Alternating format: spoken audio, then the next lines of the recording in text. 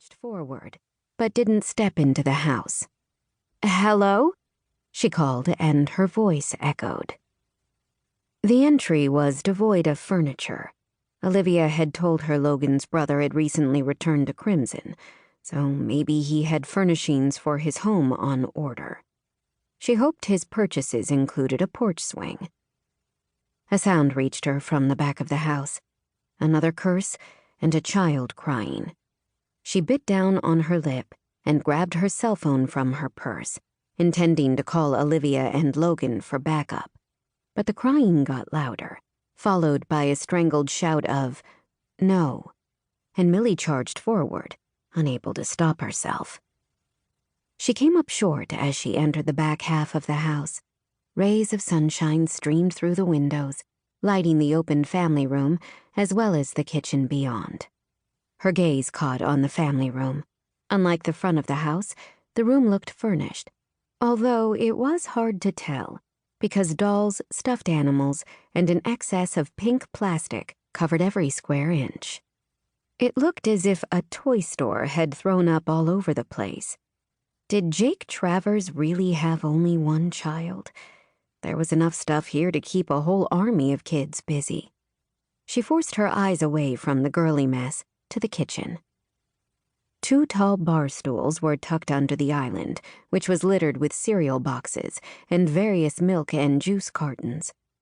A mix of what looked like chocolate milk and grape juice spilled over the counter onto one of the stools and the tile floor, soaking a pile of soggy Cheerios from an overturned bowl. Jake stood in the middle of the kitchen with his back to her. She noticed immediately that he was tall and broad, wearing a gray athletic t-shirt, basketball shorts that came almost to his knees, and an orthopedic boot on his right leg that covered him from mid-calf to foot. He also sported a purple tutu around his waist. Despite the chaos of the situation, she almost smiled at that. No wonder he hadn't wanted to open the door for her. In front of him, a little girl was crying and jumping up, grasping for a stuffed animal he held out to the side.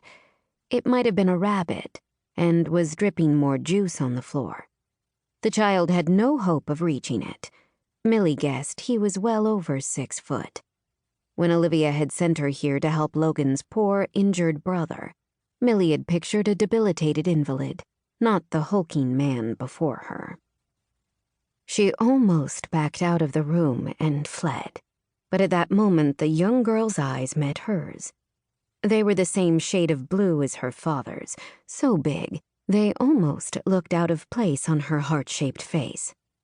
Her hair was several shades darker than her father's, hung past her shoulders, and although she had the enviable natural highlights that children got, it looked as if it could benefit from a good brushing.